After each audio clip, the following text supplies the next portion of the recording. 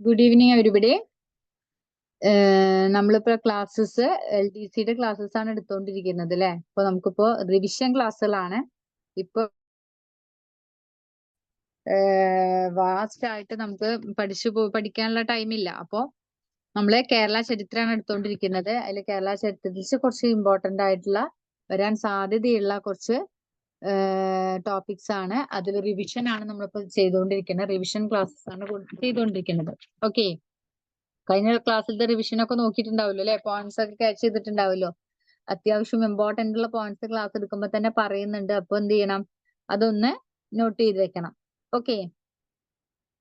അപ്പൊ നമ്മള് കേരള ചരിത്രത്തിൽ ഫസ്റ്റ് എടുക്കാൻ പോകുന്നത് പഴശ്ശിരാജയാണ്. പഴശ്ശിരാജയെ കുറിച്ചിട്ടാണ് എടുക്കാൻ പോകുന്നത്. പഴശ്ശിരാജ കേട്ടിട്ടുണ്ടാവും അല്ലെ. കോട്ടയം കേരളവർമ്മ പഴശ്ശിരാജയെ കുറിച്ചിട്ട്. അപ്പൊ ജസ്റ്റ് നമ്മൾ റിവിഷൻ ആണ്. അപ്പൊ പോയിന്റ്സ് ഒക്കെ ഒന്ന് നോട്ട് ചെയ്യുക. നോട്ട് ചെയ്ത് പോവാ. നിങ്ങളിൽ ഓൾറെഡി ഉണ്ടാവും, നോട്ട്സ് ഒക്കെ ഉണ്ടാവും. എന്നാലും ഇതില് നിങ്ങൾ നോട്ട്സിൽ ഇല്ലാത്ത ഏതെങ്കിലും വെബ്സൈറ്റ് പോയിന്റ് പറയുകയാണെങ്കിൽ അതൊന്ന് നോട്ട് ചെയ്ത് വെക്കുക കേട്ടോ. ഓക്കെ, അപ്പൊ നമുക്ക് തുടങ്ങാം. ക്ലാസ്സിലേക്ക് കിടക്കാം. പഴശ്ശിരാജയാണ് നമ്മൾ സ്റ്റാർട്ട് ചെയ്യുന്നത്. പഴശ്ശിരാജയുടെ ജനനം എന്ന് പറയുന്നത് 1753 to 1805 ആണ്. ജനനം 1753 ആണ്. അദ്ദേഹത്തിന്റെ കാലഘട്ടം എന്ന് പറയുന്നത് 1805 അദ്ദേഹം മരണപ്പെടുന്നത്. കോട്ടയം കേരളവർമ്മ പഴശ്ശിരാജ എന്നാണ് മുഴുവൻ പേര്. കേരളവർമ്മ പഴശ്ശിരാജ എന്നാണ് മുഴുവൻ പേര്. കോട്ടയം രാജവംശത്തിലെ പടിഞ്ഞാറെ കോവിലകത്തിലാണ് അദ്ദേഹം ജനിച്ചിട്ടുള്ളത്. ഇന്നത്തെ നമ്മുടെ കണ്ണൂർ കാസർഗോഡ് പ്രദേശങ്ങളാണ് ഈ കോട്ടയം രാജവംശം എന്നുള്ള പേരില് പണ്ട് അറിയപ്പെട്ടിരുന്ന സ്ഥലം. ഓക്കെ, നെക്സ്റ്റ് അതായത് ആസ്ഥാനം എന്ന് പറഞ്ഞാൽ കോവില ആസ്ഥാനം എന്ന് പറഞ്ഞാൽ പുരളിമലയാണ്. പുരളിമല എന്ന് പറയുന്നത് തലശ്ശേരി താലൂക്ക് കണ്ണൂരാണ്. കണ്ണൂര് ബ്രഹ്മഗിരി കുന്നുകളുടെ ഭാഗമായിട്ടുള്ള തലശ്ശേരി താലൂക്ക് പുരളിമലയാണ് ആസ്ഥാനം.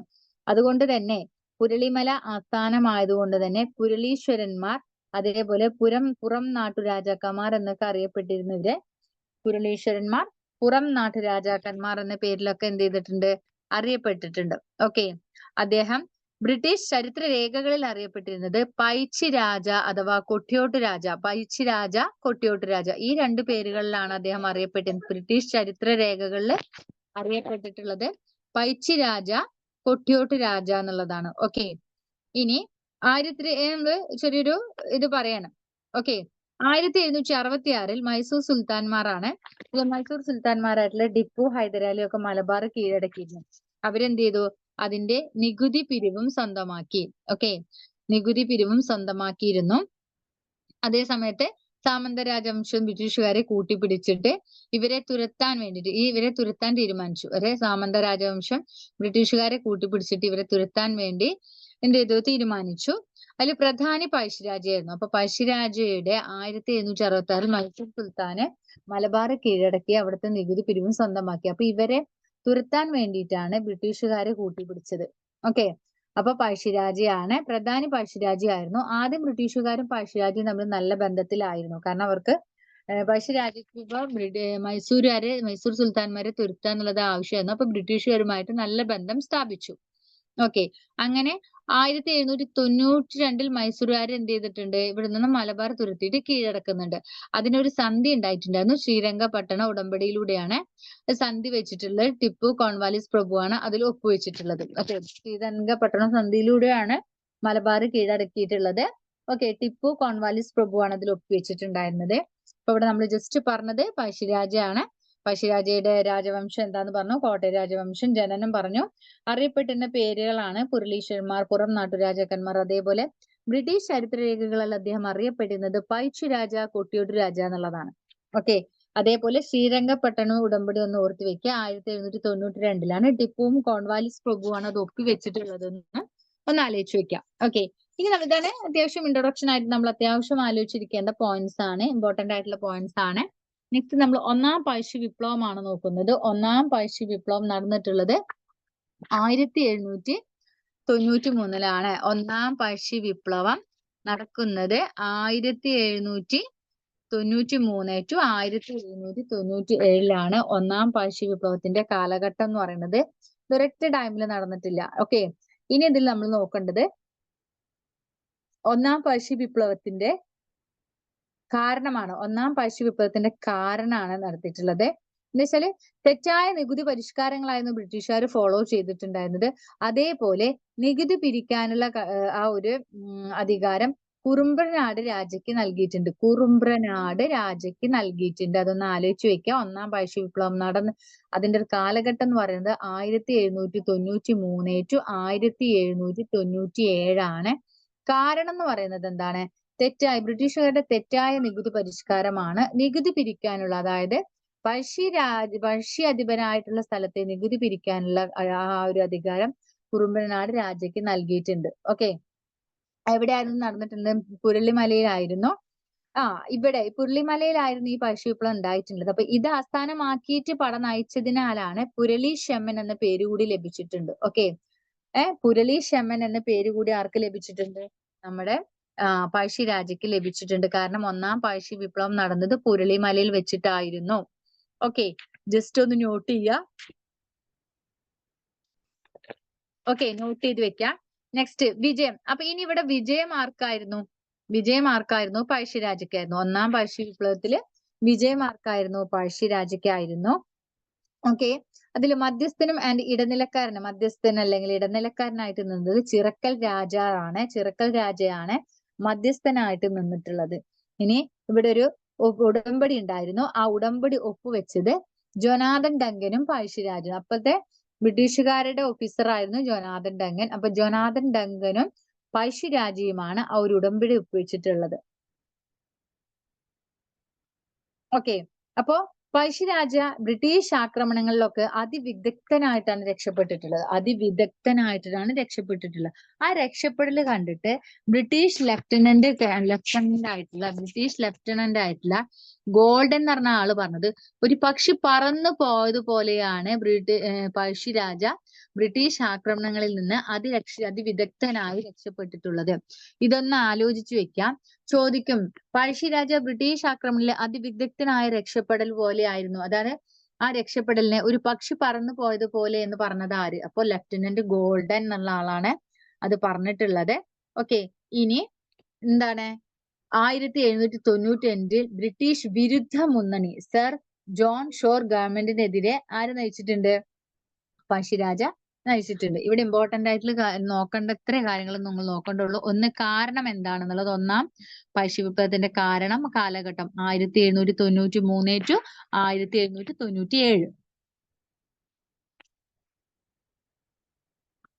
നെക്സ്റ്റ് കാരണമാണ് ചോദിക്കുന്നത്. കാരണം എന്താണ്? തെറ്റായ നികുതി പരിഷ്കാരങ്ങളാണ്. അത് നമ്മൾ നോക്കി. നികുതി പിരിവ് കുറുമ്പ്രനാട് രാജാവിന് നൽകിയിരുന്നു. ഇനി ആസ്ഥാനം എന്ന് പറഞ്ഞത് പുരളിമല ആസ്ഥാനമാക്കിയിട്ട് ഈ വിപ്ലവം നടന്നതിനാൽ തന്നെ നമ്മുടെ പഴശ്ശിരാജയ്ക്ക് പുരളി ഷെമ്മൻ എന്നൊരു പേര് ലഭിച്ചിട്ടുണ്ട്. വിജയം പഴശ്ശിരാജയ്ക്ക് ആയിരുന്നു. ഓക്കെ, ഇനി ആ ഒരു സന്ധ്യയും കാര്യങ്ങളൊക്കെ നോക്കാം. ഇനി നമുക്ക് രണ്ടാം പഴശ്ശി വിപ്ലവമാണ് നോക്കുന്നത്. ജസ്റ്റ് റിവിഷൻ ആണ്, ക്വിക്ക് റിവിഷൻ ആണ്. അപ്പൊ നോക്കി വെക്കുക. നെക്സ്റ്റ് നമുക്ക് നോക്കാനുള്ളത് രണ്ടാം പഴശ്ശി വിപ്ലവമാണ്. 1800 ടു 1805 രണ്ടാം പഴശ്ശി വിപ്ലവം ഉണ്ടായിട്ടുള്ളത്. 1800 ടു 1805 രണ്ടാം പഴശ്ശി വിപ്ലവം ഉണ്ടായിട്ടുള്ളത്. ബ്രിട്ടീഷുകാരുടെ വയനാടൻ ആക്രമണം കാരണം. മറ്റേത് എന്തായിരുന്നു? ഒന്നാം പഴശ്ശി വിപ്ലവത്തിൽ എന്തായിരുന്നു കാരണം? തെറ്റായ നികുതി പിരിവായിരുന്നു കാരണം. രണ്ടാം പഴശ്ശി വിപ്ലവത്തിന്റെ കാരണം എന്തായിരുന്നു? ബ്രിട്ടീഷുകാർ വയനാട് ആക്രമിച്ചതാണ് എന്തിന് കാരണമായിട്ടുള്ളത്? രണ്ടാം പഴശ്ശി വിപ്ലവത്തിന് കാരണമായിട്ടുള്ളത്. ആരൊക്കെ ഉണ്ടായിരുന്നു? നായന്മാര്, കുറിച്യര്, മാപ്പിളമാര്, അങ്ങനെ എല്ലാവരും വയനാട്ടിൽ ഉണ്ടായിരുന്നു. അവരൊക്കെ പഴശ്ശിയെ സഹായിച്ചിരുന്നു. അതേപോലെ വയനാട്ടിലെ പനമരം കോട്ട ആക്രമണം 1802 ഒക്ടോബർ 11 1802 ഒക്ടോബർ 11 വയനാട്ടിലെ ഏറ്റവും വലിയ ബ്രിട്ടീഷ് ആയുധപ്പുരയായ പനമരം കോട്ടയാണ് ആദ്യം ആക്രമിച്ചിട്ടുള്ളത്. അതിന് തലക്കൽ ചന്തുവിന്റെ അറിയപ്പെടുന്ന പോരാട്ടമായി അറിയുന്നത് തന്നെ ഈ പനമരം കോട്ട ആക്രമണമാണ്. തലക്കൽ ചന്തുവും എടച്ചാന കുങ്കനും അതേപോലെ അവർ രണ്ടുപേരാണ് ഇതിന് ഇമ്പോർട്ടന്റ് അതായത് പ്രധാനികളായിട്ടുള്ള നേതാക്കന്മാരായിട്ട് പഴശ്ശിയെ ഇതാക്കിയിട്ടുള്ളത്. നെക്സ്റ്റ്, ക്യാപ്റ്റൻ ദിക്കൻസൺ കുറിച്യരെ കീഴടക്കി. ആരാണ്? ക്യാപ്റ്റൻ ദിക്കൻസൺ കുറിച്യരെ കീഴടക്കി. ദിക്കൻസനും മാക്സ് വെല്ലറും കൊല്ലപ്പെട്ടു. Okay, 1800 November 15 Chandu പിടിയിൽപ്പെട്ടു.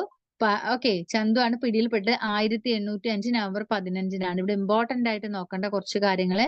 വയനാട്ടിലെ ഏറ്റവും വലിയ ബ്രിട്ടീഷ് ആയുധപുരയായ പനമര കോട്ട ആക്രമണം 1802 ഒക്ടോബർ 11 നടന്നിട്ടുള്ളത്.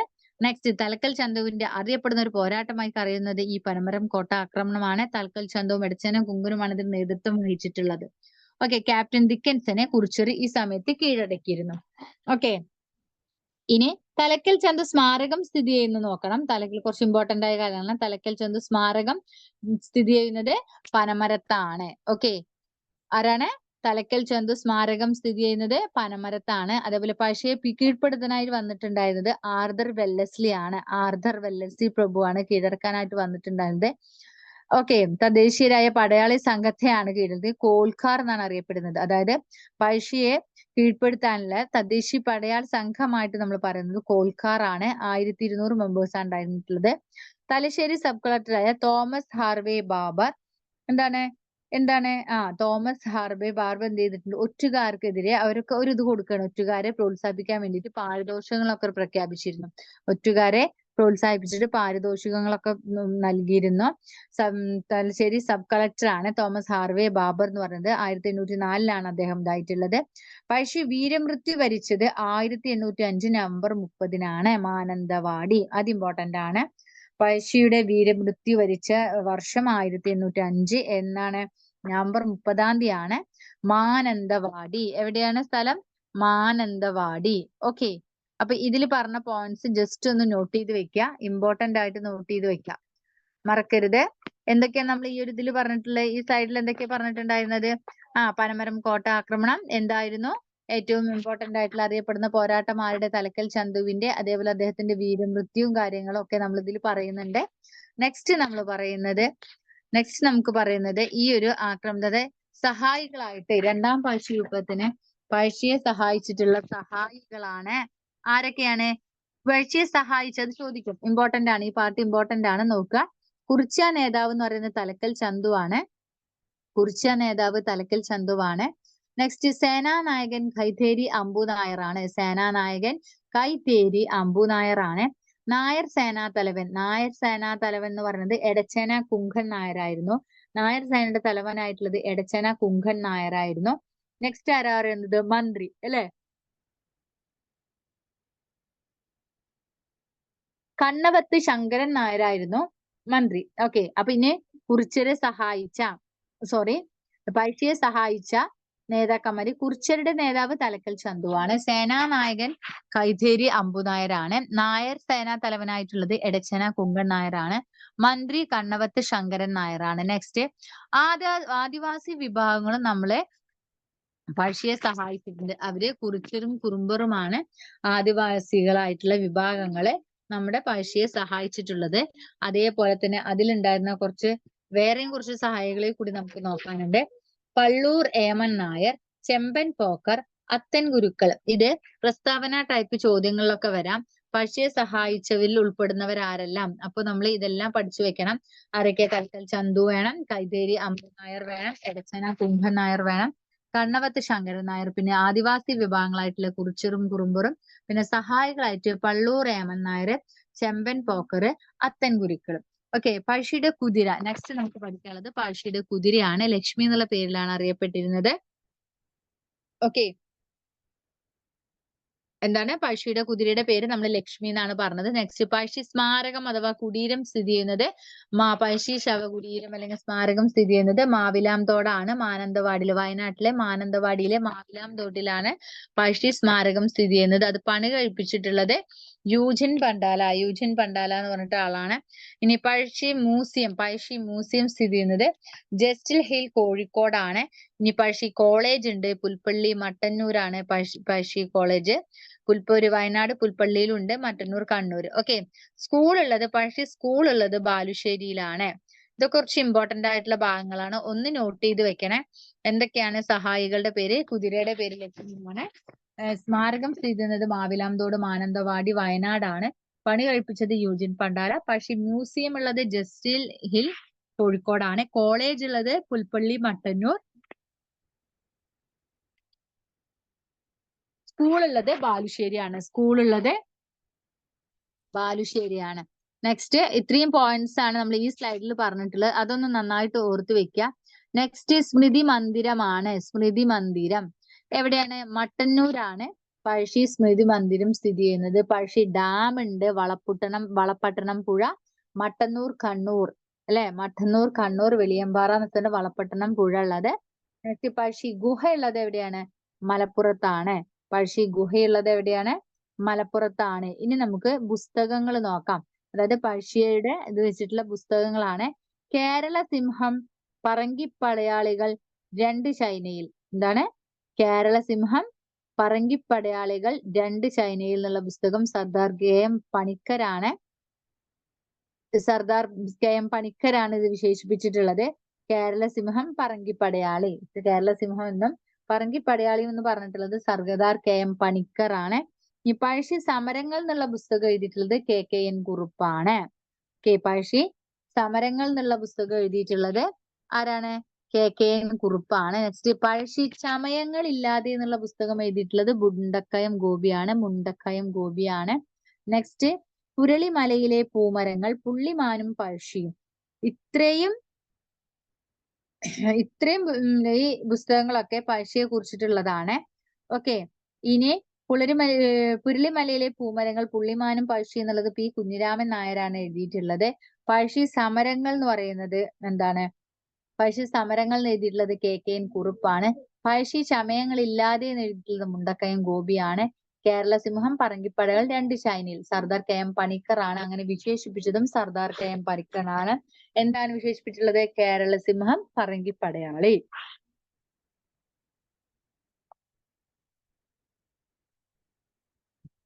ഓക്കെ, നെക്സ്റ്റ് നമുക്ക് നോക്കാനുള്ളത്, നെക്സ്റ്റ് സ്ലൈഡിൽ നമുക്ക് നോക്കാനുള്ളത് സിനിമയാണ്. പഴശ്ശിയെ കുറിച്ച് ഒരുപാട് പഴശ്ശിയെ കുറിച്ചുള്ള സിനിമ ഏതാണെന്ന് നോക്കാം. വർഷം 1964. പേര് പഴശ്ശിരാജ. സിനിമയുടെ പേരെന്താണ്? വർഷം 1964 ഒരു സിനിമ ഇറങ്ങിയിട്ടുണ്ട്, പഴശ്ശിരാജ. സംവിധാനം കുഞ്ചാക്കോ ആണ്. തിരക്കഥ തിക്കോടിയനാണ്. നടൻ കൊട്ടാരക്കര ശ്രീധരൻ നായരാണ്. കൊട്ടാരക്കര ശ്രീധരൻ നായർ. അപ്പൊ 1964 ഒരു സിനിമ ഇറങ്ങിയിട്ടുണ്ട്. ആ സിനിമയാണ് പഴശ്ശിരാജ. സംവിധാനം കുഞ്ചാക്കോ, തിരക്കഥ തിക്കോടിയൻ, നടൻ കൊട്ടാരക്കര ശ്രീധരൻ നായർ. കണ്ടോ, മിസ് എഴുതിയിട്ട് 2 സിനിമകളാണ് ഇറങ്ങിയിട്ടുള്ളത്. പെട്ടെന്ന് മനസ്സിലാവാൻ വേണ്ടിയിട്ടാണ് രണ്ടും ഒരേ ടൈമിൽ കൊടുത്തിട്ടുള്ളത്. നമ്മൾ ഒരു സൈഡിൽ വർഷം എന്ന് കൊടുത്തു, പേര് കൊടുത്തു, സംവിധാനം കൊടുത്തു, തിരക്കഥ കൊടുത്തു, നടൻ കൊടുത്തു. അതേപോലെ 1964 ആദ്യ സിനിമ. രണ്ടാമത്തെ സിനിമ 2009. ഇനി പഴശ്ശിരാജ എന്നാണ് ആദ്യ സിനിമ. 1964 ഇറങ്ങിയ സിനിമയുടെ പേര് കേരളവർമ്മ പഴശ്ശിരാജയാണ്. ഏത്? 2009 ഇറങ്ങിയിട്ടുള്ള സിനിമയുടെ പേര്. നെക്സ്റ്റ് സംവിധാനം ചെയ്തിട്ടുള്ളത് പഴശ്ശിരാജ സംവിധാനം ചെയ്തിട്ടുള്ളത് കുഞ്ചാക്കോ ആണ്. കേരളവർമ്മ പഴശ്ശിരാജ സംവിധാനം ചെയ്തിട്ടുള്ളത് ഹരിഹരനാണ്. നെക്സ്റ്റ് പഴശ്ശിരാജ തിരക്കഥ എഴുതിയിട്ടുള്ളത് തിക്കോടിയനാണ്. കേരളവർമ്മ പഴശ്ശിരാജയുടെ തിരക്കഥ എഴുതിയിട്ടുള്ളത് MT വാസുദേവൻ നായരാണ്. ഓക്കെ, ഇനി നടൻ ആരായിരുന്നു? കൊട്ടാരക്കര ശ്രീധരൻ നായരായിരുന്നു 1964 പഴശ്ശി സിനിമയുടെ നായകൻ. അതേപോലെ ഇനി 2009 കേരളവർമ്മ പഴശ്ശിരാജയുടെ നടൻ ആരായിരുന്നു? നമുക്ക് എല്ലാവർക്കും അറിയപ്പെടുന്ന നടൻ മമ്മൂട്ടി ആയിരുന്നു. ഓക്കെ, നടൻ മമ്മൂട്ടിയാണ് കേരളവർമ്മ പഴശ്ശിരാജയുടെ ആരാണ്? കേരളവർമ്മ പഴശ്ശിരാജ എന്ന സിനിമയുടെ നടൻ. ഓക്കെ, ഇനി വിശേഷണങ്ങൾ, ഇതൊക്കെ ഇമ്പോർട്ടന്റ് ആട്ടോ. സിനിമയും തിരക്കഥ എഴുതിയതും സംവിധാനം എല്ലാം ചോദിക്കാറുണ്ട്. ചോദിച്ച റിപ്പീറ്റ് ആയിട്ടുള്ള ക്വസ്റ്റ്യൻസ് ആണ്. നെക്സ്റ്റ് നമുക്ക് നോക്കാനുള്ളത് വിശേഷണങ്ങളാണ്. വിശേഷണങ്ങൾ, പലതരത്തിലുള്ള വിശേഷണങ്ങള് നമ്മുടെ കേരളവർമ്മ പഴശ്ശിരാജയെ കുറിച്ചിട്ടുണ്ട്. അത് ഏതൊക്കെയാണെന്ന് നോക്കാം. ഒന്നാമത്തത് പിടിതരാത്ത തന്റേടി. ഒന്നാമത്തത് എന്താണ്? പിടിതരാത്ത തന്റേടി. അങ്ങനെ പറഞ്ഞത് ആർതർ വെല്ലസ്ലി പ്രഭു ആണ്.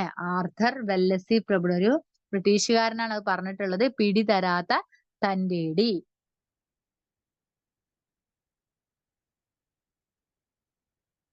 നെക്സ്റ്റ് റാണ പ്രതാപിന് തുല്യം. ഒന്നാമത്തെ എന്താണ്? പിടിതരാത്ത തന്റേടി ആർതർ വെല്ലസ്ലി പ്രഭു ആണ്.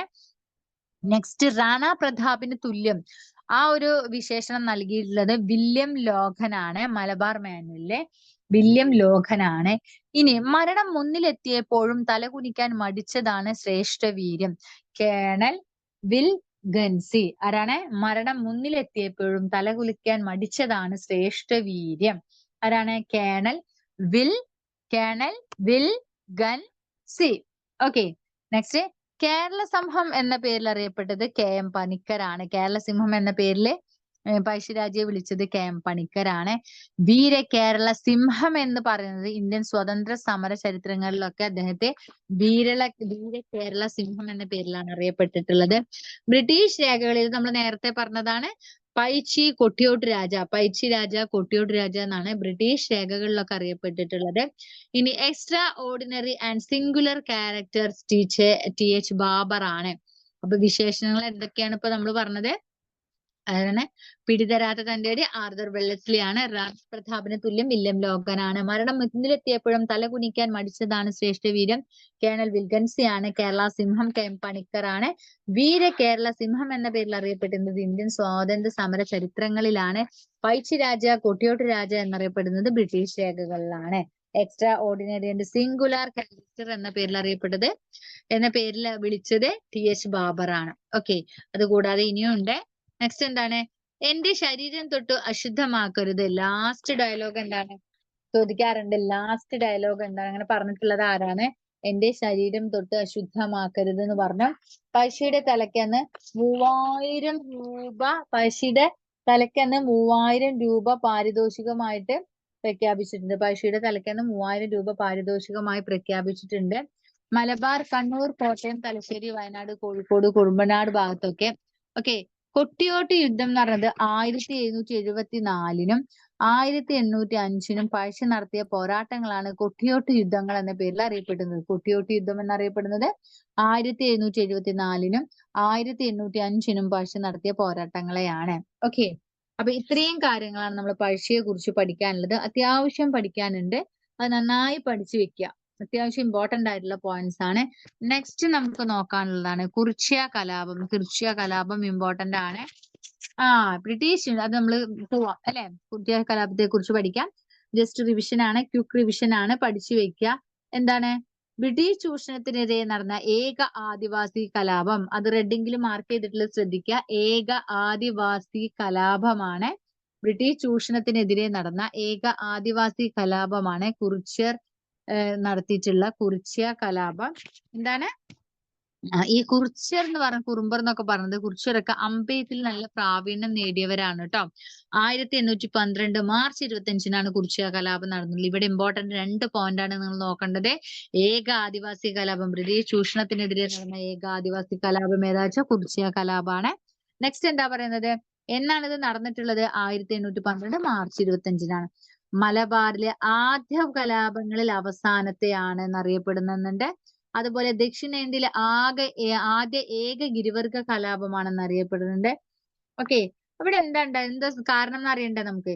പരിഷ്കരിച്ച നികുതി വ്യവസ്ഥ തോമസ് വാർഡൻ എന്നുള്ള ഇംഗ്ലീഷുകാരൻ കൊണ്ടുവന്നിരുന്നു. നികുതി പണമായി അടയ്ക്കാൻ ആവശ്യപ്പെട്ടു. എന്താണ്? പുതിയ പരിഷ്കരിച്ച നികുതി വ്യവസ്ഥ പ്രകാരം നികുതി പണമായിട്ട് അടയ്ക്കാൻ ആവശ്യപ്പെട്ടു.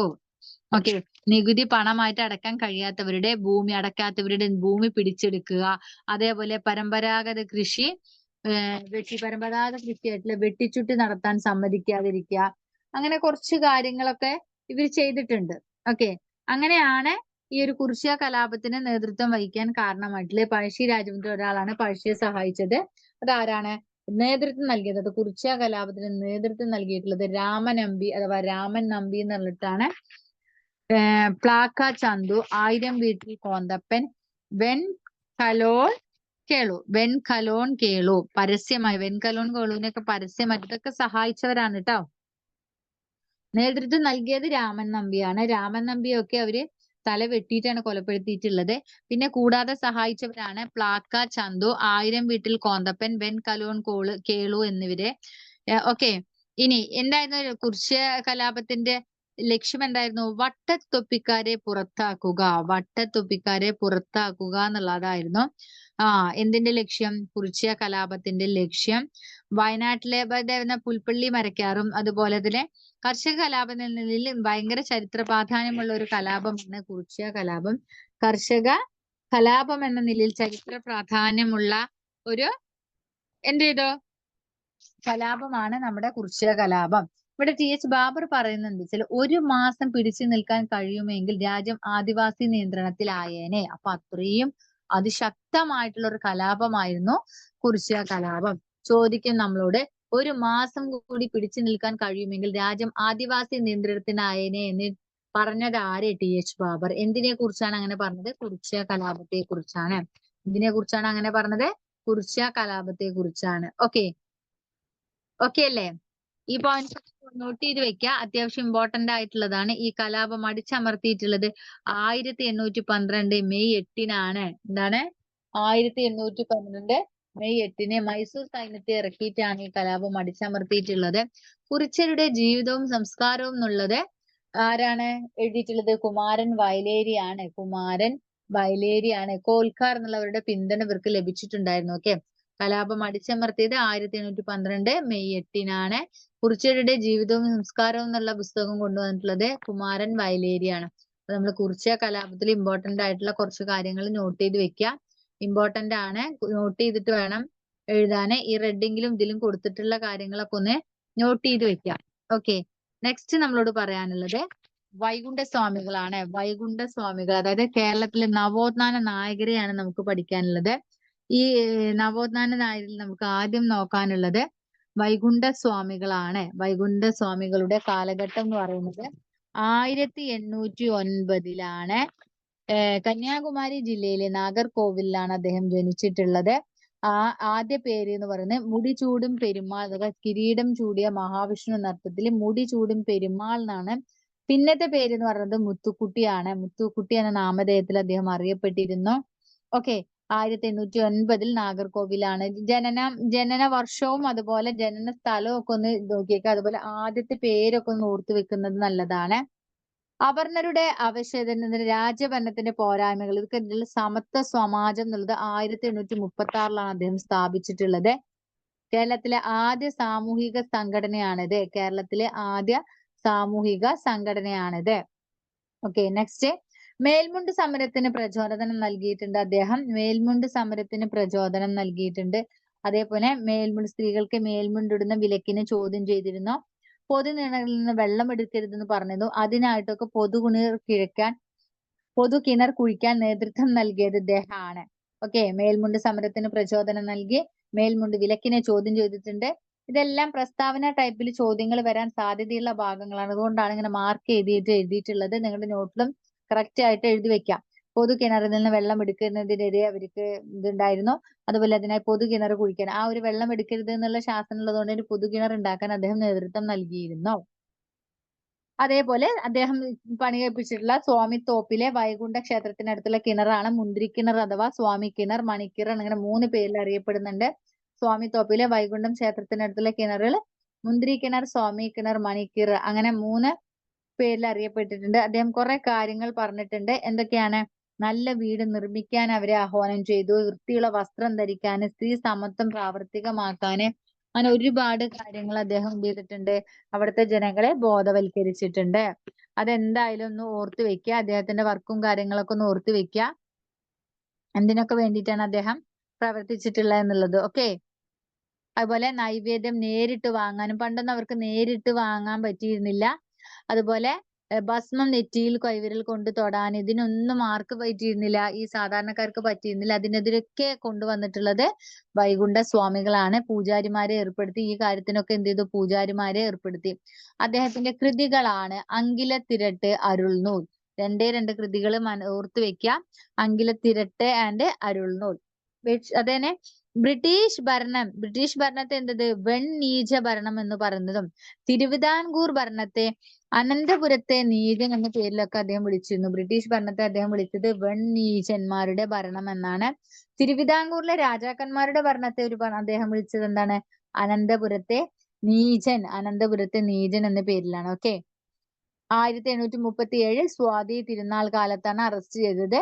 ഓക്കെ, അറസ്റ്റ് ചെയ്തിട്ട് തിരുവനന്തപുരത്തെ ശിങ്കാരത്തോപ്പ് ജയിലിലാക്കി. തിരുവനന്തപുരത്തെ ശിങ്കാരത്തോപ്പ് ജയിലിലാക്കിയിട്ടുണ്ട് അദ്ദേഹത്തെ. ഓക്കെ, ശിങ്കാരത്തോപ്പ് ജയിലിലാണ് അടച്ചിട്ടുണ്ടായിരുന്നത്.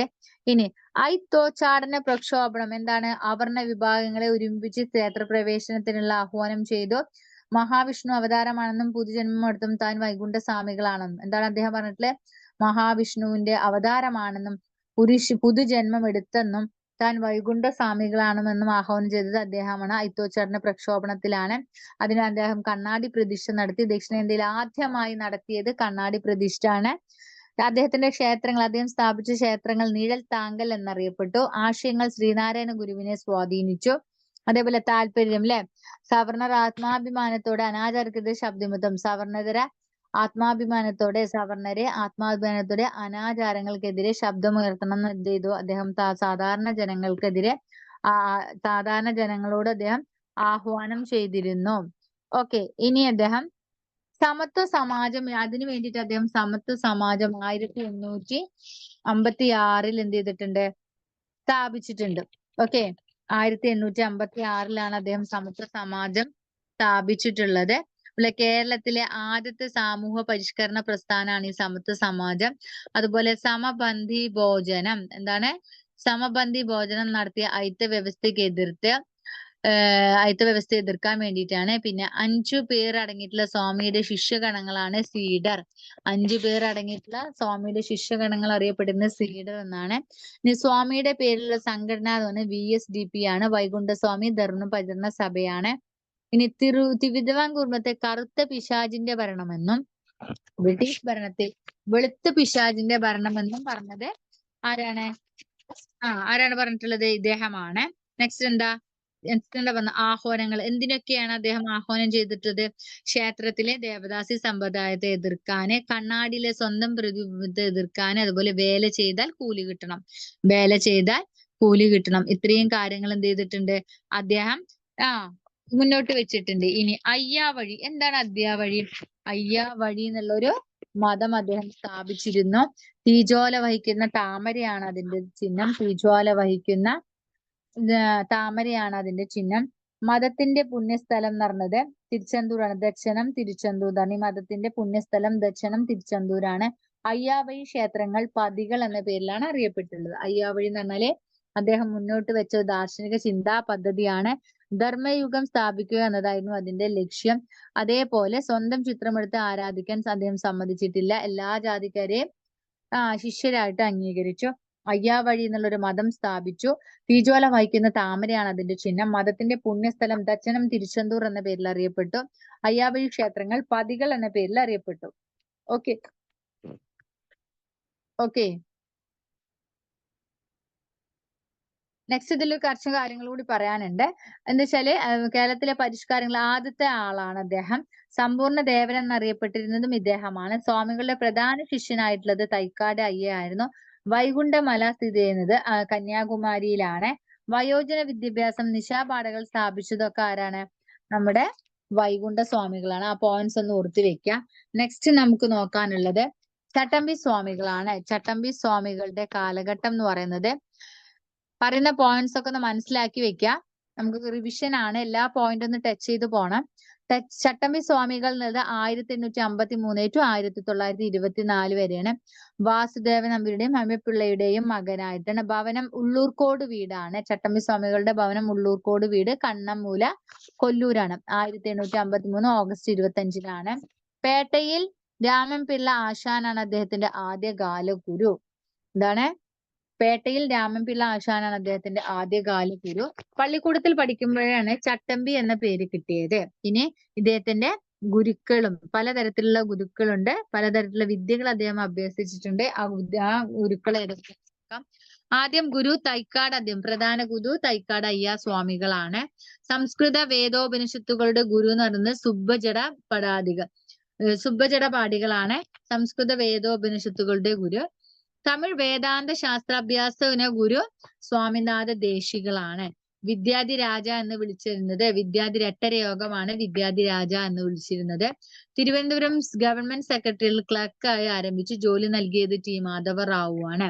അദ്ദേഹത്തിന് ജ്ഞാനോദയം ഉണ്ടായത് അഥവാ ആത്മോന്നതി ഉണ്ടായിരുന്നത് വടിവീശ്വരത്ത് വെച്ചാണ്.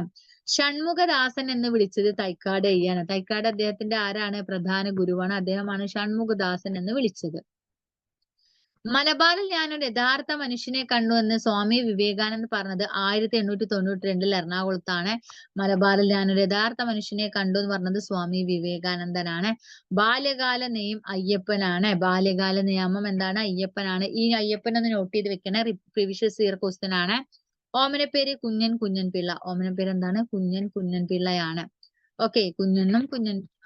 24-ാം വയസ്സില് ചട്ടമ്പി എന്ത് ചെയ്ത്? ദേശാടനത്തിറങ്ങി. എന്താ ദേശാടനത്തിറങ്ങി എന്ന് വെച്ചാല് ആ അദ്ദേഹം നമ്മുടെ ലൗകിക ജീവിതങ്ങളിലൊക്കെ ഉപേക്ഷിച്ചിട്ട് ആത്മീയമായ ഇതിലേക്ക് ഇറങ്ങണേ. വിജ്ഞാനത്തിന്റെ ഖനി എന്ന് ജനങ്ങൾ വിളിച്ചത് വിദ്യാധിരാജൻ എന്ന് വിളിച്ചു. അതായത് വിജ്ഞാനത്തിന്റെ ഖനി അർത്ഥം വരുന്ന വിദ്യാധിരാജൻ എന്ന പേര് ജനങ്ങളാണ് വിളിച്ചിട്ടുള്ളത്. ഓക്കെ, പലതരത്തിലുള്ള പേരുകളുണ്ട്. അതൊക്കെ ഒന്ന് ഓർത്ത് വെക്കുക, ഇമ്പോർട്ടന്റ് ആണ്. നെക്സ്റ്റ് നമുക്ക് നോക്കാനുള്ളത് സന്യാസ നാമമാണ് അദ്ദേഹത്തിന്റെ. ഷൺമുഖദാസൻ എന്ന് വിളിച്ചത് തൈക്കാട് അയ്യാണ്. വേദാന്ത പണ്ഡിതൻ എന്ന് പറഞ്ഞ സുബ്ബജട പാടികളാണ്. ജാതി മതത്തെ എതിർത്ത് അദ്വൈത ദർശനം പ്രകാശിപ്പിച്ചു, പ്രചരിപ്പിച്ചു. സസ്യഭക്ഷണവും അഹിംസയാണ് അദ്ദേഹം പ്രചരിപ്പിച്ചത്. സസ്യഭക്ഷണവും അഹിംസയുമാണ്. 1883 ശ്രീനാരായണ ഗുരു നാണുവാശാനെ കണ്ടു. ഗുരുവായ തൈക്കാട് അയ്യയുടെ അടുത്തേക്ക് കൊണ്ടുപോയി. നാണുവാശാൻ അല്ലെ, ശ്രീനാരായണ ഗുരുവായൂർ തൈക്കാട് അടുത്തേക്ക് കൊണ്ടുപോയി. അയ്യപ്പുറത്തേക്കാണ് പോയത്. 1892 ചിന്മയ മുദ്രയുടെ രഹസ്യം പ്രമാണ സഹിതം വിവരിച്ചു കൊടുത്തു, മറുപടി കൊടുത്തു. ഓക്കെ, ഇനി എന്തൊക്കെയാണ് അദ്ദേഹത്തിന്റെ ശിഷ്യന്മാർ ആരൊക്കെയെന്ന് നോക്കാം. ബോധേശ്വരൻ നമ്മൾ മറക്കില്ല. കേരള ഗാനത്തിന്റെ കർത്താവായിട്ട് നമ്മൾ അറിയപ്പെടുന്നത് ബോധേശ്വരനാണ്. കുമ്പളത്ത് ശങ്കുപിള്ള കോൺഗ്രസ് നേതാവായിരുന്നു. പെരുന്നെല്ലി കൃഷ്ണൻ വൈദ്യർ, നീലകണ്ഠ തീർത്ഥപാദർ പ്രധാനിയായിരുന്നു. ഇവരൊക്കെ അദ്ദേഹത്തിന്റെ ശിഷ്യന്മാരായിരുന്നു. ഇനി നമുക്ക് സ്മാരകമാണ് നോക്കാനുള്ളത്. 1924 ഓഗസ്റ്റ് 5 പന്മന, കൊല്ലത്താണ്. കൊല്ലം ജില്ലയിലെ പന്മനയാണ് അദ്ദേഹത്തിന്റെ സമാധി. ശിഷ്യൻ പണി കഴിപ്പിച്ചത് ബാലഭട്ടാരക ക്ഷേത്രം. അദ്ദേഹം പണി കഴിപ്പിച്ചാണ്. കുമ്പളത്ത് ശങ്കുപിള്ള നേതൃത്വത്തിലുള്ളതാണ് ബാലഭട്ടാരക ക്ഷേത്രം. അതേപോലെ ഓഗസ്റ്റ് 25 ജീവകാരുണ്യ ദിനമായിട്ടാണ് നമ്മൾ, കാരണം ഓഗസ്റ്റ് 25 ജീവകാരുണ്യ ദിനമായിട്ട് നമ്മൾ ആചരിക്കുന്നു. കാരണം ഓഗസ്റ്റ് 25 ചട്ടമ്പി സ്വാമികളുടെ ജന്മദിനം. ഇനി കാഷായവും കമണ്ഡലവും ഇല്ലാത്ത സന്യാസി എന്നറിയപ്പെടുന്നതും ചട്ടമ്പി സ്വാമികളാണ്. സ്വാധീനം കൂടുതൽ പ്രകടമായ സംവിധാന പരിഷ്കരണ പ്രവർത്തനങ്ങൾക്ക് വേഗം വർദ്ധിച്ചു. അദ്ദേഹത്തിന് കൂടുതലായിട്ട് സ്വാധീനം ഉണ്ടായിരുന്നത് നായർ സമുദായത്തിലായിരുന്നു. ഓക്കെ, നായർ സമുദായത്തിലായിരുന്നു. ഇനി നമുക്ക് അദ്ദേഹത്തിന്റെ ആശയങ്ങൾ എന്തൊക്കെയാന്ന് നോക്കാം. എന്തൊക്കെയാണ് അദ്ദേഹത്തിന്റെ ആശയങ്ങൾ നോക്കാം. നായർ സർവീസ് സൊസൈറ്റി, അദ്ദേഹത്തിന്റെ ആശയങ്ങളൊക്കെ നായർ സർവീസ് സൊസൈറ്റിക്ക് പ്രചോദനമായിട്ടുണ്ട്. ജാതീയ വ്യവസ്ഥയുടെ കെടുതികൾ ഇല്ലാതാക്കാൻ വേണ്ടി അദ്ദേഹം ക്ഷേത്രങ്ങൾ സ്ഥാപിച്ചിട്ടുണ്ട്. ജാതി ഭൂതങ്ങളെ അടിച്ചു പുറത്താക്കുകയായിരുന്നു ലക്ഷ്യം. ഇനി അടുത്ത പ്രധാന ശിഷ്യൻ എന്ന് പറയുന്നത് ബോധേശ്വരനാണ്. സുഗതകുമാരിയുടെ അച്ഛനാണ്. 2011 ഏപ്രിൽ 30 ഇന്ത്യൻ തപാൽ സ്റ്റാമ്പ് വകുപ്പ് സ്റ്റാമ്പ് പുറത്തിറക്കിയിട്ടുണ്ട്. ചട്ടമ്പി സ്വാമി ശ്രീനാരായണ ഗുരുവിനെ കണ്ടത് 1882 എഴുതി വെക്കാം. അണിയൂർ ക്ഷേത്രം, ചെമ്പഴന്തി, തിരുവനന്തപുരത്ത് വെച്ചിട്ടാണ്. സ്വാമി വിവേകാനന്ദനെ കണ്ടത് 1892 എറണാകുളത്ത് വെച്ചിട്ടാണ്. ചട്ടമ്പി സ്വാമിയെ തമിഴ് വേദാന്ത ശാസ്ത്രം അഭ്യസിപ്പിച്ചത് സ്വാമിനാഥ ദേശികളാണ്. അദ്ദേഹത്തിന് കുറച്ച് കൃതികളുണ്ട്, അതൊന്ന് ഓർത്ത് വെക്കുക. അദ്വൈത ചിന്ത പദ്ധതി, കേരളത്തിലെ ദേശനാമങ്ങൾ, ആദിഭാഷ, അദ്വൈതവാരം, ജീവകാരുണ്യ നിരൂപണം, പുനർജന്മ നിരൂപണം, വേദാന്ത സാരം, അദ്വൈത പഞ്ചാരം, സർവമത സാരിസം, പരമഭട്ടാര ദർശനം. ഓക്കെ, കഴിഞ്ഞിട്ടില്ല. ഇനിയും ഒരുപാട് പുസ്തകങ്ങളുണ്ട്. ഇതൊക്കെ ഓർത്ത് വെക്കുക. ഇപ്പോഴാണ് പുസ്തകങ്ങളുടെ പേര് എപ്പോഴും ഓർത്ത് വെക്കുക.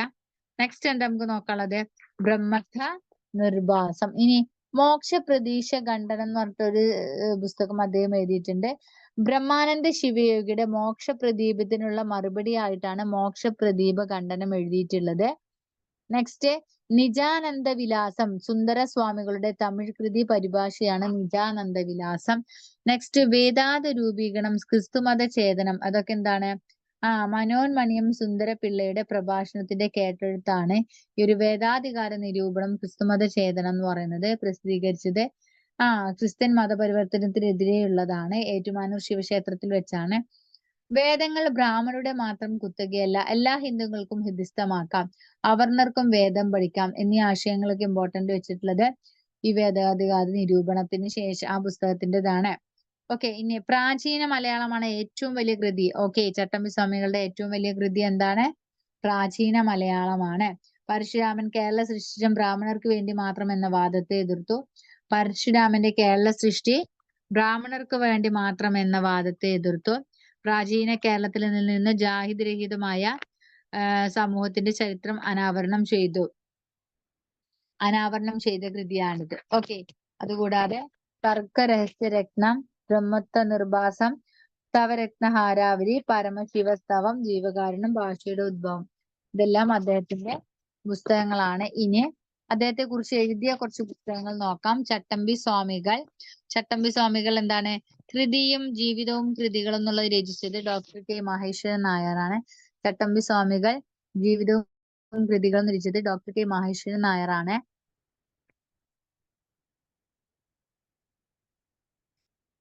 ചട്ടമ്പി സ്വാമികളെ മർമ്മവിദ്യ പഠിപ്പിച്ചത് ആത്മാനന്ദ സ്വാമികളാണ്. മറ്റൊരു പേര് കുമാരവേലു എന്നാണ്.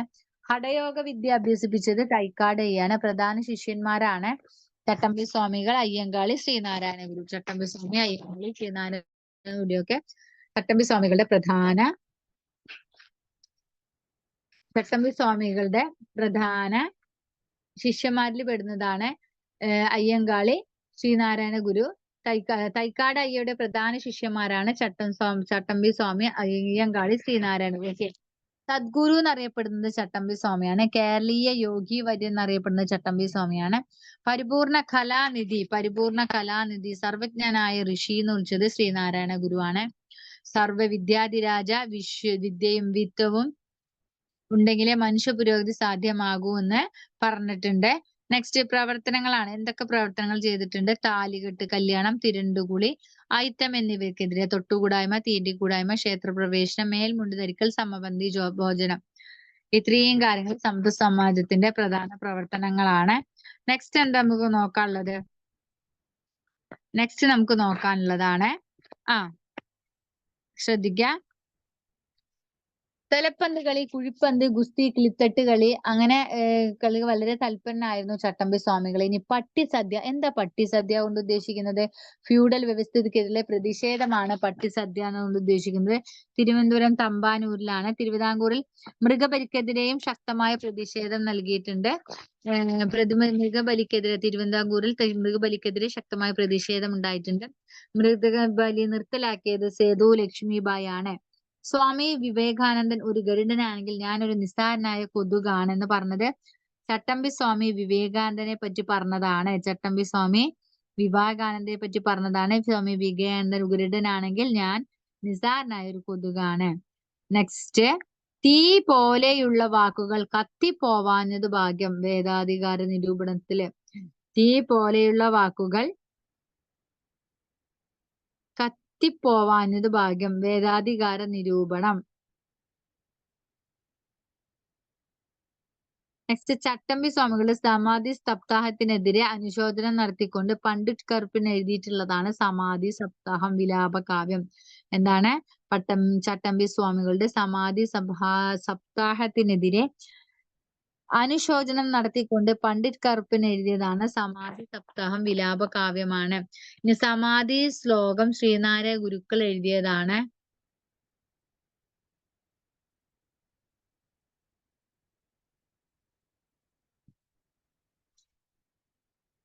നെക്സ്റ്റ് നമ്മൾ എന്താ പറയുന്നത്? നെക്സ്റ്റ് നമുക്ക് എന്താ നോക്കുന്നത്? സമാധി സപ്താഹം വിലാപകാവ്യമാണെന്ന് പറഞ്ഞല്ലോ അല്ലെ. ഇനി സമാധി ശ്ലോകം എന്ന് പറഞ്ഞത് ശ്രീനാരായണ ഗുരുക്കൾ എഴുതിയിട്ടുള്ളതാണ്. നെക്സ്റ്റ്, ചിന്മയ മഹാത്മ വിവാഹത്തിന് പറഞ്ഞു കൊടുത്തിട്ടുണ്ട്. ആത്മീയ പിൻഗാമിയാണ്, അദ്ദേഹത്തിന്റെ ആത്മീയ പിൻഗാമിയാണ് നീലകണ്ഠ തീർത്ഥപാദർ. അപ്പൊ ഇത്രയും പോയിന്റ്സ് ഒന്നുകൂടെ നോട്ട് ചെയ്യുക. എന്തൊക്കെയാണ് ഇപ്പൊ നമ്മൾ ഇവിടെ പറഞ്ഞിട്ടുള്ളത്? തലപ്പന്ത് കളി, അതേപോലെ കുഴിപ്പന്ത്, ഗുസ്തി, കിളിത്തട്ട് കളി എന്നിവയിലൊക്കെ അദ്ദേഹം താല്പര്യനായിരുന്നു. പട്ടിസദ്യ, എന്താണ്? പട്ടിസദ്യ അല്ലെ, ഫ്യൂഡൽ വ്യവസ്ഥിതിക്കെതിരെയുള്ള പ്രതിഷേധം നടത്തിയിട്ടുള്ളത് പട്ടിസദ്യ എന്ന പേരിലാണ്. തിരുവനന്തപുരം തമ്പാനൂരിലാണ് നടത്തിയിട്ടുള്ളത്. തിരുവിതാംകൂർ മൃഗബലിക്കെതിരെ ശക്തമായ പ്രതിഷേധം നടത്തിയിട്ടുണ്ട്. ഓക്കെ, നമ്മളെ ഈ ചട്ടമ്പി സ്വാമികളുടെ പോയിന്റ്സ് ഒന്നുകൂടെ നമുക്കൊന്ന് റിവൈൻഡ് ചെയ്യാം. ചട്ടമ്പി സ്വാമികൾ, ചട്ടമ്പി സ്വാമികൾ അത്യാവശ്യം ഇമ്പോർട്ടന്റ് ആയിട്ടുള്ള ഒരുപാട് പോയിന്റ്സ് ഇതിലുണ്ട്. ഒന്നുകൂടെ ഒന്ന് റിക്ലക്ട് ചെയ്യണം, ഒന്നുകൂടെ നോക്കുക. എന്തൊക്കെയാണ്? ഭവനം നോക്കാം അല്ലെ നമുക്ക്. ഭവനം ഉള്ളൂർക്കോട് വീടാണ്, കണ്ണമ്മൂല ഉള്ളൂർക്കോട് വീടാണ് ഭവനം. നെക്സ്റ്റ് എന്താ പറയുന്നത്? പേട്ടയിൽ രാമൻപിള്ള ആശാൻ പള്ളിക്കൂടത്തിൽ പഠിക്കവെയാണ് ചട്ടമ്പി എന്ന പേര് കിട്ടിയിട്ടുള്ളത്. ആദ്യകാല ഗുരുവാണ് പേട്ടയിൽ രാമൻപിള്ള ആശാൻ. കണ്ണമ്മൂല ഉള്ളത് കൊല്ലൂരാണ്. നെക്സ്റ്റ്, ഗുരു എന്ന് പറയുന്നത് തൈക്കാട് അയ്യ സ്വാമികളാണ് ഗുരു. തൈക്കാട് അയ്യ സ്വാമികൾ ഗുരു ആണ്. നെക്സ്റ്റ് സംസ്കൃത വേദോപനിഷത്തുകളുടെ ഗുരു എന്ന് പറയുന്നത് സുബ്ബജട പാടികളാണ്. സംസ്കൃത വേദോപനിഷത്തുകളുടെ ഗുരു സുബ്ബജട പാടികളാണ്. തമിഴ് വേദാന്ത രാഷ്ട്രീയ വിദ്യാഭ്യാസ ഗുരു, തമിഴ് വേദാന്ത രാഷ്ട്രീയ അഭ്യസന ഗുരു ഗുരു എന്ന് പറയുന്നത് സ്വാമികളാണ്, സ്വാമികൾ ദേശികളാണ്. നെക്സ്റ്റ് വിദ്യാധി രാജ എന്നറിയപ്പെട്ടു. വിദ്യാധി രാജ എന്ന് വിളിച്ചത്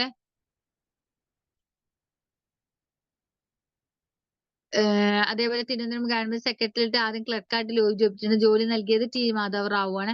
ജ്ഞാനോദയം വടിവിശ്വത്ത് വെച്ചിട്ടാണ് ഉണ്ടായിട്ടുള്ളത്. ഷൺമുഖദാസൻ എന്ന് വിളിച്ചത് തൈക്കാട് അയ്യാണ്. മലബാറിൽ ഞാനൊരു യഥാർത്ഥ മനുഷ്യനെ കണ്ടു എന്ന് സ്വാമി വിവേകാനന്ദ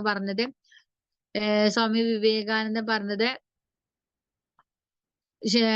ബാൽമറിൽ ഞാനൊരു യഥാർത്ഥ മനുഷ്യനെ കണ്ടു എന്ന് പറഞ്ഞ 1892 അദ്ദേഹം കണ്ടിട്ടുള്ളത്. ബാല്യകാല നാമം അയ്യപ്പനാണ്. ഓമന പേര് കുഞ്ഞൻ ഓർ കുഞ്ഞൻ പിള്ളയാണ്. 24 ചട്ടമ്പി 24 ചട്ടമ്പിയുമായി ദേശാടനത്തിൽ ഇറങ്ങിയിട്ടുണ്ട്. വിജ്ഞാനത്തിന്റെ ഖനി എന്നർത്ഥം വരുന്ന വിദ്യാധിരാജൻ എന്ന് വിളിച്ചത് ജനങ്ങളാണ്. വിജ്ഞാനത്തിന്റെ ഖനി എന്നർത്ഥം വരുന്ന വിദ്യാധിരാജൻ എന്ന പേര് വിളിച്ചത് ജനങ്ങളാണ്. നെക്സ്റ്റ് സന്യാസ നാമം എന്ന് പറയുന്നത് എന്താണ്? ഷൺമുഖദാസൻ എന്നാണ് സന്യാസനാമം. ഷൺമുഖദാസൻ അങ്ങനെ വിളിച്ചത് തൈക്കാട് അയ്യാണ്. തൈക്കാട് അയ്യാണ് അങ്ങനെ വിളിച്ചിട്ടുള്ളത്. ഇനി വേദാന്ത പണ്ഡിതൻ എന്നത് സുബ്ബജട പാടികളാണ്. അദ്ദേഹത്തിന്റെ വേദാന്ത പണ്ഡിതൻ ആരാണ്? സുബ്ബജട പാടികളാണ്. ഓക്കെ, നെക്സ്റ്റ് എന്താ നമ്മൾ നോക്കാനുള്ളത്? ജാതി മതത്തെ എതിർത്ത് അദ്വൈത ദർശനം എന്നുള്ളത് പ്രചരിപ്പിച്ചത് അദ്ദേഹമാണ്. ഇനി 1883 ശ്രീനാരായണ ഗുരു, അതായത് ശ്രീനാരായണ ഗുരു ഗുരുവായ തൈക്കാട് അയ്യയുടെ അടുത്തേക്ക് പോയി.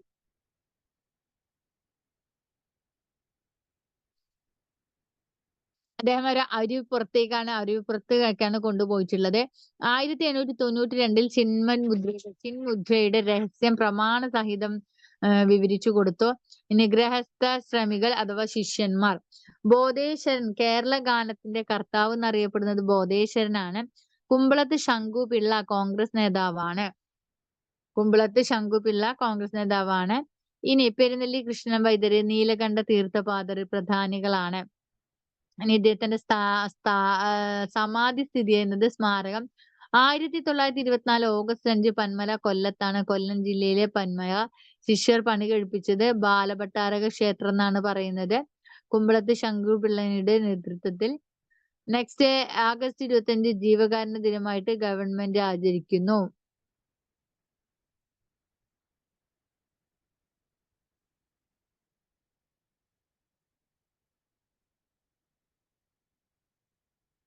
സമാധി നമ്മൾ എവിടെ പറഞ്ഞത്? 1924 ഓഗസ്റ്റ് 5 പന്മന കൊല്ലം ജില്ലയിലാണ്. ചിന്തിച്ചുള്ളത് കുമ്പളത്ത് ശങ്കുപിള്ളയുടെ നേതൃത്വത്തിലാണ് പണിവീട്ടില്. ഓഗസ്റ്റ് 25 അതുകൊണ്ട് തന്നെ ജീവകാരുണ്യ ദിനമായി നമ്മൾ ആചരിക്കുന്നുണ്ട്. ഇനി കാഷായവും കമണ്ഡലവും ഇല്ലാത്ത സന്യാസി എന്നറിയപ്പെട്ടിരുന്നത് ആരാണ്? കാഷായവും കമണ്ഡലവും ഇല്ലാത്ത സന്യാസി എന്ന് പറയുന്നത് ആരെയാണ് പറഞ്ഞത്? ചട്ടമ്പി സ്വാമികളെ. നെക്സ്റ്റ് സ്വാധീനം കൂടുതൽ പ്രകടമായത് നായർ സമുദായത്തിലാണ്.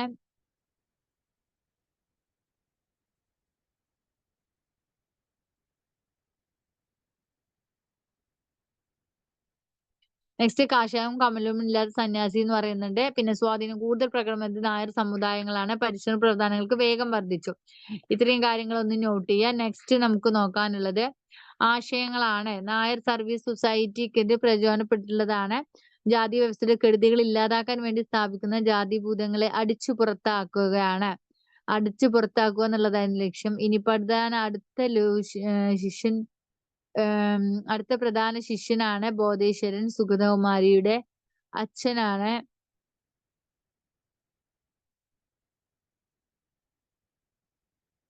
ചട്ടമ്പി സ്വാമി ശ്രീനാരായണ ഗുരുവിനെ കണ്ടത് 1852 1800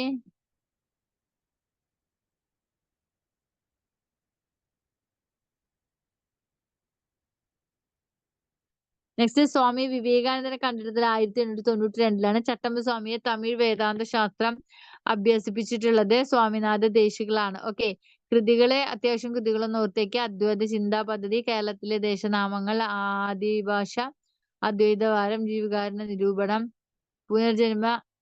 പുനർജന്മ നിരൂപണം, വേദാന്ത സാരം, അദ്വൈത പഞ്ചാരം അദ്വൈത പഞ്ചാരം എന്നുള്ള പേരുള്ളത് അദ്ദേഹത്തിന്റെ പുസ്തകത്തിന്റെ പേരാണ്. നെക്സ്റ്റ് നമുക്ക് നോക്കാനുള്ളത്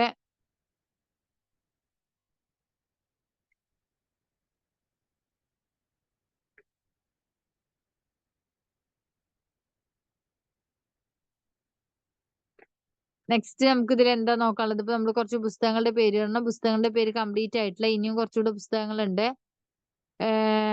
അതേപോലെ നോക്കട്ടെ. ഓക്കെ,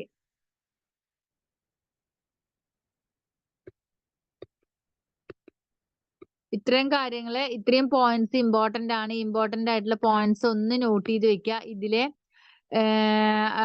ഹഠയോഗ വിദ്യ അഭ്യസിപ്പിച്ചത്, അതേപോലെ മതവിദ്യ അഭ്യസിപ്പിച്ചത്, അങ്ങനത്തെ കുറച്ച് കാര്യങ്ങളൊക്കെ ഉണ്ട്. അപ്പൊ അതൊക്കെ ഒന്ന് നോട്ട് ചെയ്ത് പഠിക്കുക.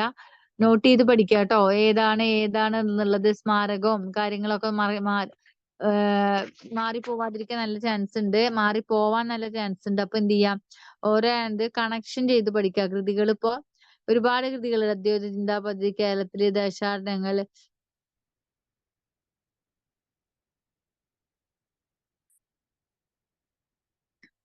ആദിഭാഷ, അദ്വൈതവാദം, ജീവകാരുണ്യ നിരൂപണം, പുനർജന നിരൂപണം, വേദാന്ത സാരം, അദ്വൈത പഞ്ചാരം, നെക്സ്റ്റ് സർവമത സമരസ്യം, പരമഭട്ടാര ദർശനം. ഇത്രയും ബുക്സ് ആണ് അദ്ദേഹം എഴുതിയിട്ടുണ്ട്. ഇത് മാത്രല്ല, അതേപോലെ ഭ്രാമത്ത നിർഭാസം, അതുപോലെ മോക്ഷപ്രദീപ ഖണ്ഡനം. എന്താണ് മോക്ഷപ്രദീപ ഖണ്ഡനം എന്ന് പറയുന്നത്? എന്തിന്റെ ഇമ്പോർട്ടൻസ് ആണ് അവിടെ കൊടുത്തിട്ടുള്ളത്? ബ്രഹ്മാനന്ദ ശിവഗിയുടെ മോക്ഷപ്രദീപത്തിനുള്ള മറുപടിയാണത്. നിഗിജാനന്ദ വിലാസം,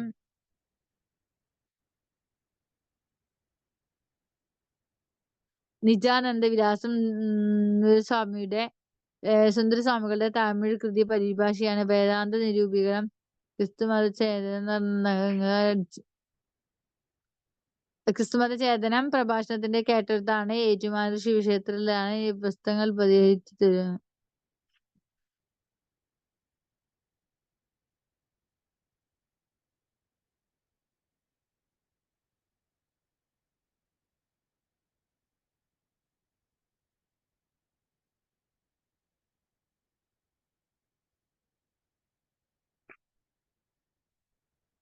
നെക്സ്റ്റ് ക്രിസ്തുമത ചേതനം നമ്മൾ പറഞ്ഞു. അതുപോലെ വേദങ്ങൾ ബ്രാഹ്മണരെ മാത്രം കുത്തകയില്ല, ഹിന്ദുക്കൾക്ക് വ്യത്യസ്തമാക്കാന്ന് അവർ പറഞ്ഞിട്ടുണ്ട്. അവർണർക്കും വേദം പഠിപ്പിക്കാമെന്നും പ്രാചീന വെള്ളം ഏറ്റവും വലിയ കൃതിയായിട്ട് കണക്കാക്കുന്നു.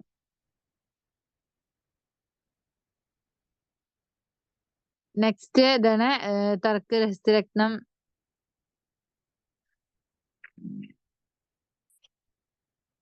ജീവകാരുണ്യങ്ങൾ, ഭാഷയുടെ ഉത്ഭവം, അങ്ങനെ ഇത്രയും പുസ്തകങ്ങൾ. ഇതൊന്ന് നോട്ട് ചെയ്തേക്കുക. ഓക്കെ, അപ്പൊ അത്യാവശ്യം കാര്യങ്ങളായിട്ടുണ്ടല്ലോ അല്ലെ? ഏതൊക്കെയാണ് നമ്മൾ നോക്കണ്ടേന്നുള്ളത് നോക്കി അത്യാവശ്യം നോക്കിങ്ങാണ്ട് വെക്കാം. എല്ലാ പോയിന്റ്സ് ഇമ്പോർട്ടന്റ് ആണ്. ഇമ്പോർട്ടന്റ് ആയിട്ടുള്ള പോയിന്റ്സ് ഒക്കെ എന്ത് ചെയ്യാ, ഒന്ന് നോട്ട് ചെയ്തിട്ട് വെക്കുക. ഓക്കെ,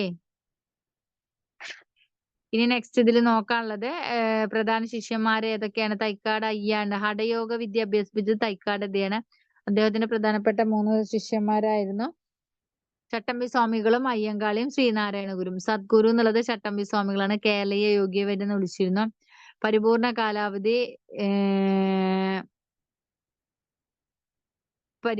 കാലാവധി സർവജ്ഞനായ ഋഷി എന്ന് പറയുന്നത് ശ്രീനാരായണ ഗുരു ആണ്.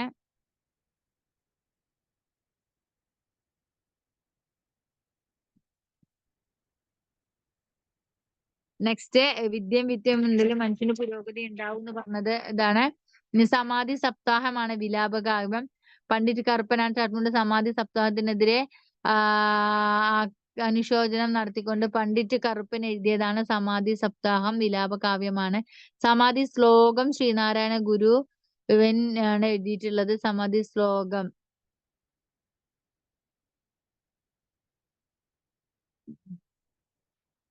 നെക്സ്റ്റ് ആത്മീയ പിൻഗാമിയാണ് നീലകണ്ഠ തീർത്ഥപാർത്തൻ. അപ്പൊ ഇത്രയും പോയിന്റ്സ് നോട്ട് ചെയ്യുക. ഒക്കെ നമ്മളൊക്കെ ഇമ്പോർട്ടന്റ് ആയിട്ടുള്ള എല്ലാ പോയിന്റ്സും വരും. അപ്പൊ നന്നായി നോക്കി വെക്ക. ഇപ്പൊ ഇവിടെ നമ്മൾക്ക് നവോത്ഥാന നായകന്മാരിൽ 2 പേരാണ് പറഞ്ഞിട്ടുള്ളത്. ഒന്ന് ഏതാണ്? വൈകുണ്ഠ സ്വാമികളാണ് നമ്മൾ പറഞ്ഞിട്ടുള്ളത്. രണ്ടാമത് നമ്മൾ പറഞ്ഞിട്ടുള്ളത് ആരാണ്? വൈകുണ്ഠ സ്വാമികൾ കഴിഞ്ഞിട്ട് വൈകുണ്ഠ സ്വാമിയുടെ ഇമ്പോർട്ടന്റ് ആയ കുറച്ച് ങ്ങളൊക്കെ അല്ലെ മേൽമുണ്ട് സമരത്തിനൊക്കെ ആഹ്വാനം നൽകിയിട്ടുണ്ട്. സമത്തിനൊക്കെ ആശ്വാസം നൽകിയിട്ടുണ്ട്.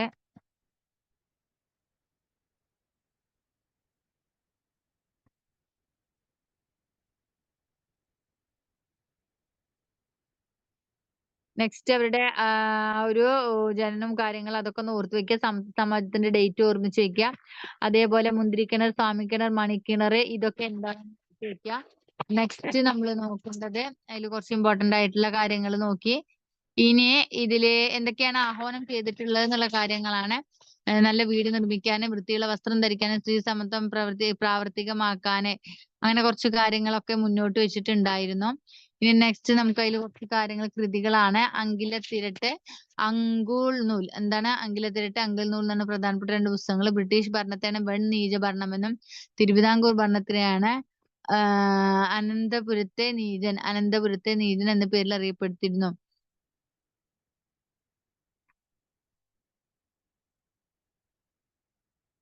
നെക്സ്റ്റ് അതില് അയിത്തോച്ചാടന പ്രഖ്യാപനം നടത്തിയത് അദ്ദേഹമാണ്. അവർണ വിഭാഗങ്ങളെ ഒരുമിച്ചിട്ട് ക്ഷേത്രപ്രവേശനം നടത്തി. മഹാവിഷ്ണു അവതാരമാണെന്നും പുരുഷന്മാർക്കെന്നും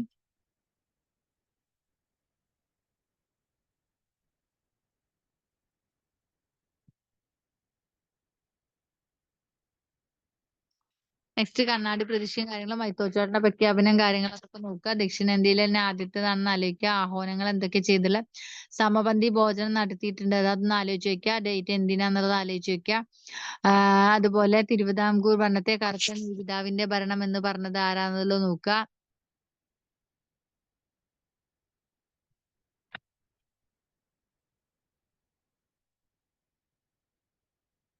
നെക്സ്റ്റ് അയ്യാവഴി ആ മതത്തിന്റെ കാര്യങ്ങളും അയ്യാവഴി മതം സ്ഥാപിച്ചത് അങ്ങനെ കുറച്ച് കാര്യങ്ങൾ. അതുപോലെ തന്നെ മതത്തിന്റെ പുണ്യസ്ഥലമായിട്ടുള്ളത് ദർശനം തിരുച്ചെന്തൂരാണ്. അയ്യാവഴി ക്ഷേത്രങ്ങൾ പതികൾ എന്നറിയപ്പെട്ടിരുന്നു. അപ്പൊ ഇത്രയും കാര്യങ്ങൾ എന്ത് ചെയ്യുക? ചട്ടമ്പി സ്വാമികളുടെ വൈകുണ്ഠ സ്വാമികളെ കുറിച്ച് അത്യാവശ്യം PSC എക്സാംസിന് വരാൻ സാധ്യതയുള്ള എല്ലാ പോയിന്റ്സും ഞാൻ എന്ത് ചെയ്തിട്ടുണ്ട്? നോട്ട് ചെയ്തിട്ടുണ്ട്. എല്ലാ പോയിന്റ്സും നോട്ട് ചെയ്തിട്ടിട്ടുണ്ട്. ആ പോയിന്റ്സ് ഒക്കെ എഴുതിയെടുത്തിട്ട് ജസ്റ്റ് റിവിഷൻ നടത്തുക. ഇതിലേതെങ്കിലും അറിയാത്ത പോയിന്റ് ഉണ്ടെങ്കിൽ നോട്ട് ചെയ്യുക. മാക്സിമം ഞാൻ തന്നെ നോട്ട് എഴുതിയിട്ടാണ് ഇതാക്കിയിട്ടില്ല. അപ്പൊ അതുപോലെ ആ നോട്ട് എഴുതിയ പോലെ കളറും കാര്യങ്ങളൊക്കെ കൊടുത്ത് ഈ ഹൈലൈറ്റ് ചെയ്യാനുള്ള പേരിനെ ഹൈലൈറ്റ് ചെയ്ത് കളറോ എന്തെങ്കിലുമൊക്കെ സ്കെയിലോ ഒക്കെ കൊടുത്തിട്ട്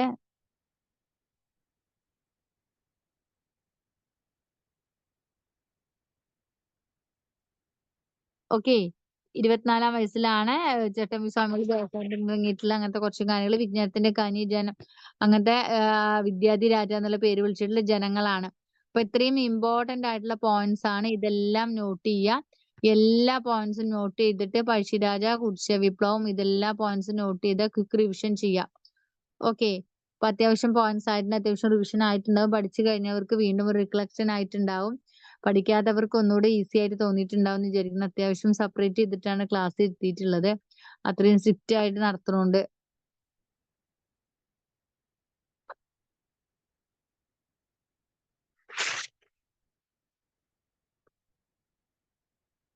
അപ്പൊ അത്രയും പോയിന്റ്സ് ആണ് കംപ്ലീറ്റ് പഠിച്ചു വെക്കുക. ഓക്കെ. ഓക്കെ അല്ലേ അപ്പൊ?